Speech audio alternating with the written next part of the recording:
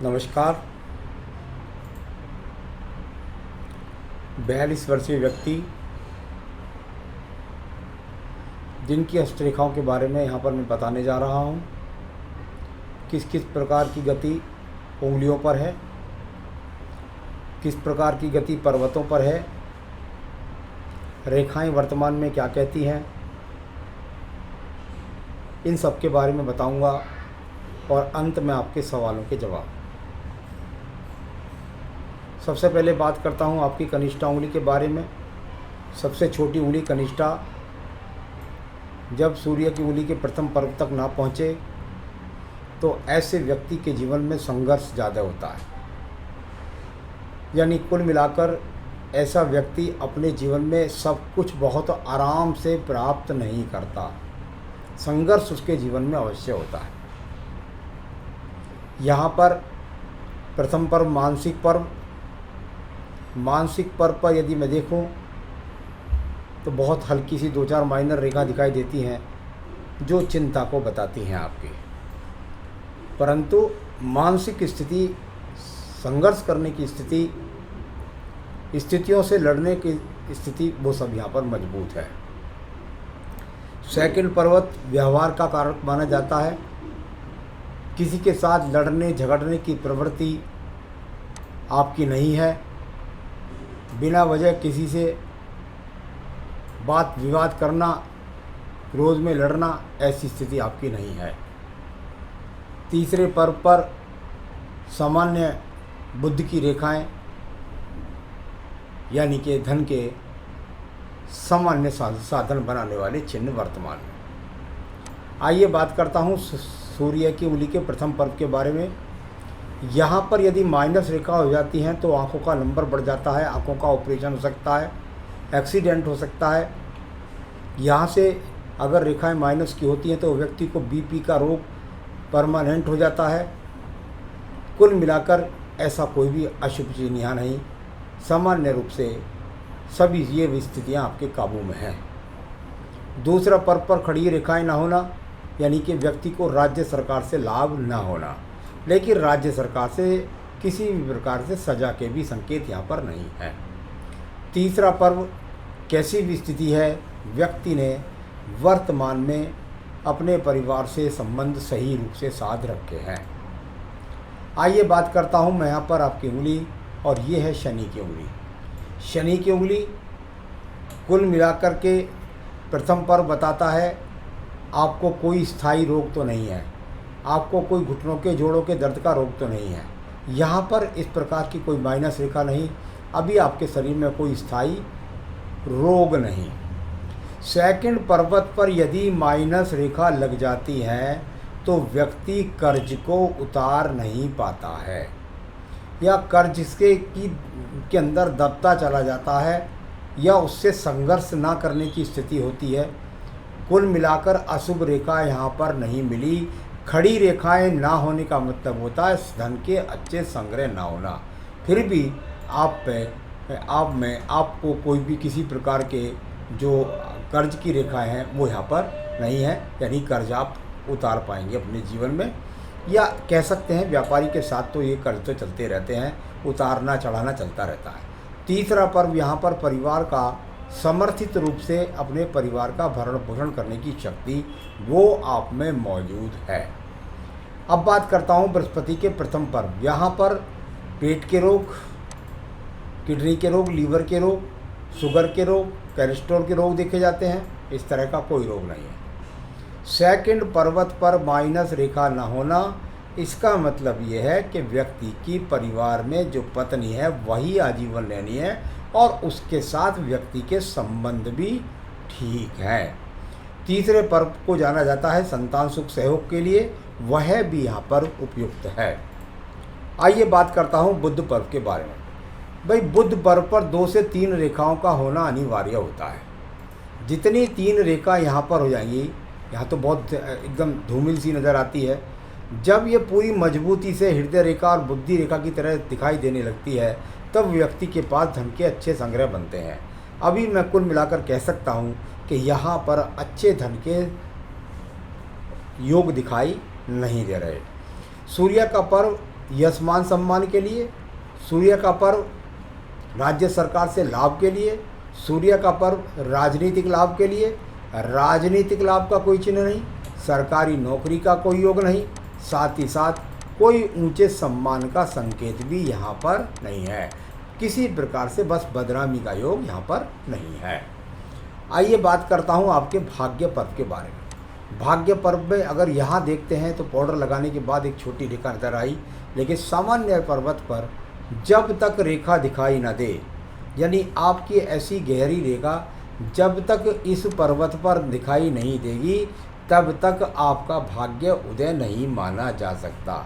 यानी यहाँ पर अगर सिंपल हाथ में देखता हूँ तो वो बुद्ध पर्वत की तरह से यहाँ पर रेखा गायब दिखाई देती है, यानी अभी वर्तमान में भाग्य आपका साथ नहीं दे रहा है।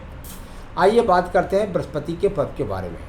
बृहस्पति पर कोई एक्स नहीं, बृहस्पति पर किसी भी प्रकार का यहाँ पर त्रिभुज भी नहीं है, किसी प्रकार के यहाँ पर कोई चतुर्भुज के योग नहीं, त्रिशूल नहीं या स्वास्तिक नहीं, अच्छे चिन्ह कोई नहीं है। कोई बात नहीं है, अच्छी बात यह है कि कोई बुरा चिन्ह नहीं है। तो बुरा चिन्ह होता तो बुरे प्रभाव बहुत शुरू रहते। जब सामान्य पर्वत रहता है, अच्छे बुरे पर्वत के योग नहीं मिलते, तो व्यक्ति के पास सामान्य रूप से धन के आगमन होते हैं। तो ये पर्वत भी अभी आपका ऊर्जित होना बाकी है। आइए बात करता हूँ हृदय रेखा के बारे में। आपको हृदय रोगों के लिए देखा जाएगा। आप कोई बड़े पदवी को प्राप्त कर सकते हैं, वो भी दिखाई नहीं देता। हृदय रोग भी दिखाई नहीं देता। पत्नी से तलाक के संकेत भी दिखाई नहीं देते। स्वास्थ्य खराब के संकेत भी नहीं है। किसी के ज़्यादा काम आते भी नहीं है, कोई आपके काम आता भी नहीं है। हृदय कुल मिलाकर के आप ऐसा कह सकते हैं बहुत पीड़ित नहीं है, संघर्ष करने की क्षमता आपके पास में मौजूद है। आइए बात करता हूँ मैं यहाँ पर आपके निम्न मंगल पर्व के बारे में। हमारे विज्ञान में कहते हैं मंगल पर्वत का यदि सूर्य पर्वत से संबंध हो जाए, पहले तो अंदर रेखा दिखी जाएंगी। भाई कर्म करने वाली रेखा कैसी है, बहुत मजबूत नहीं है, ज़रा थोड़ा सा मेहनत कर लीजिए, दोबारा खड़े हो जाइएगा, समझिए। लेकिन यहाँ से एक मंगल बुध रेखा आयु रेखा से निकलकर सूर्य पर्व को संबंध बना रही है। इसका मतलब है व्यक्ति दूर स्थानों से जुड़ कर के ही लाभ प्राप्त करेगा। तो वो आपके सवाल के जवाब में मैं दूंगा। इसका संबंध यहाँ मंगल सूर्य का संबंध जो होता है वो दूर स्थानों से जुड़ करके ही व्यक्ति को सफलता प्राप्त कराता है। आइए बात करते हैं इसके बाद में आपकी बुद्धि रेखा के बारे में। बुद्धि रेखा यहाँ से निकली, बहुत बैलेंस है। किसी भी परिस्थिति में लड़ने के लिए बुद्धि रेखा का अच्छा होना जरूरी होता है। ये बुद्धि रेखा इतनी बैलेंस में है कि आपके पास विषम परिस्थिति कुछ भी आ जाए, लेकिन उसके बाद भी आप अपने आप को संभाल जाते हैं, और ये अपने आप में अच्छा संकेत होता है। द्वितीय मंगल पर्वत जाना जाता है मुकदमे, झगड़े, झंझट, कोर्ट कचहरी या किसी प्रकार का बहुत ज़्यादा गुस्सा, क्रोध, ऐसा यहाँ पर कुछ भी संकेत द्वितीय मंगल पर्वत से दिखलाई नहीं दे रहा है। तो ये अच्छी बात है। नीचे का चंद्र पर्वत भी बहुत बढ़िया है, बहुत बली है। चंद्र बली होता है तो इसका मतलब क्या होता है, मानसिक शांति, डिप्रेशन का बीमार नहीं होता। साथ ही साथ यहाँ पर कुल मिलाकर पानी से व्यक्ति को डर नहीं लगता है।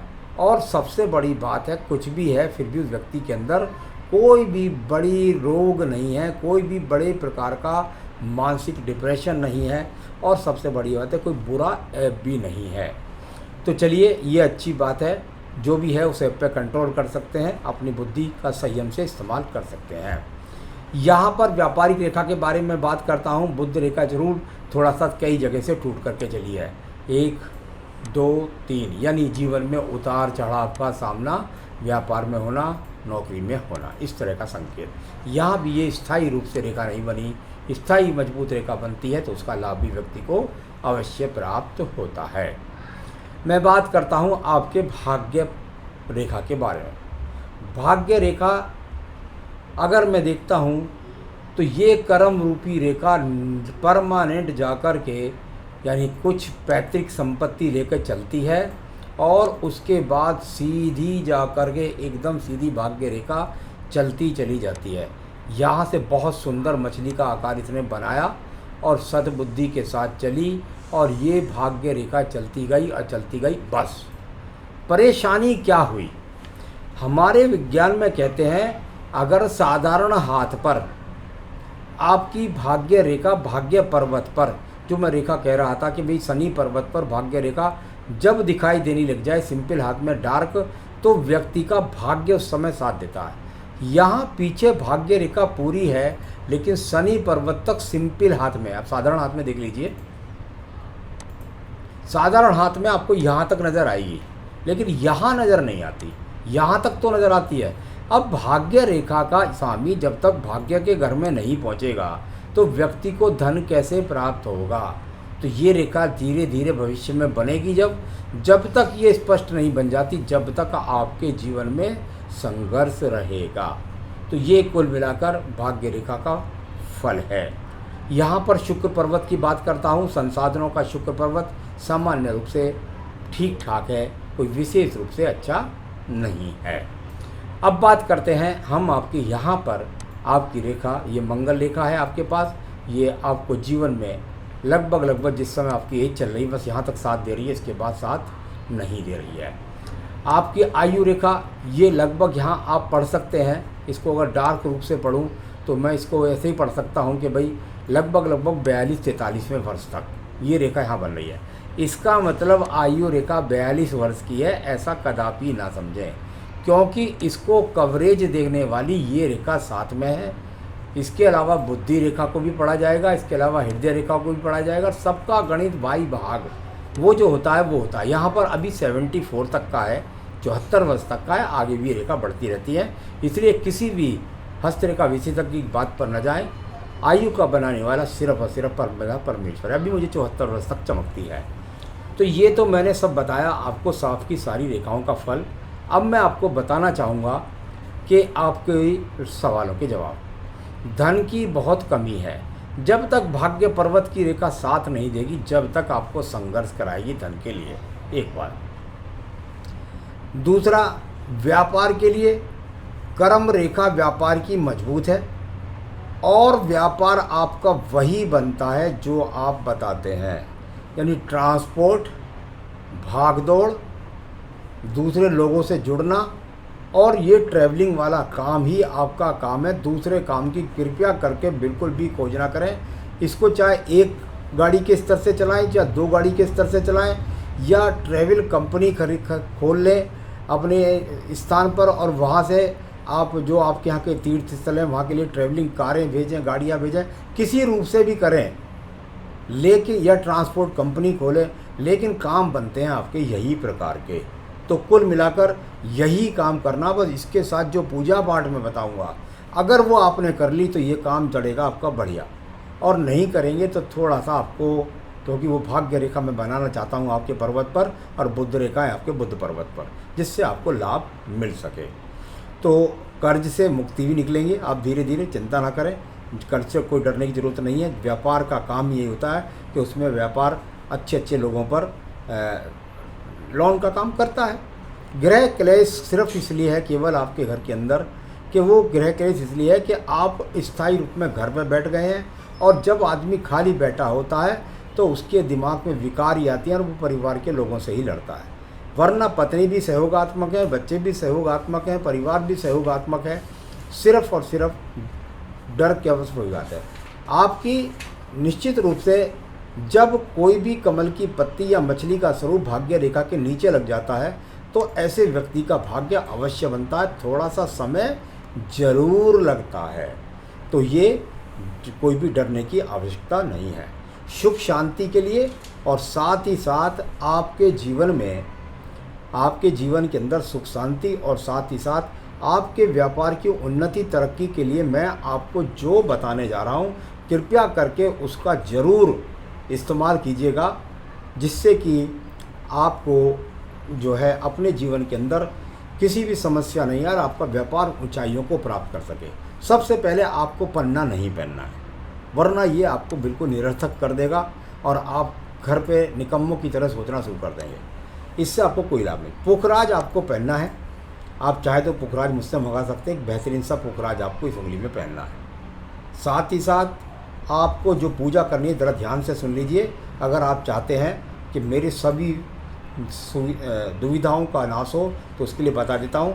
संकट नाशन गणेश स्रोत के 3 पाठ आपको रोजाना करने हैं।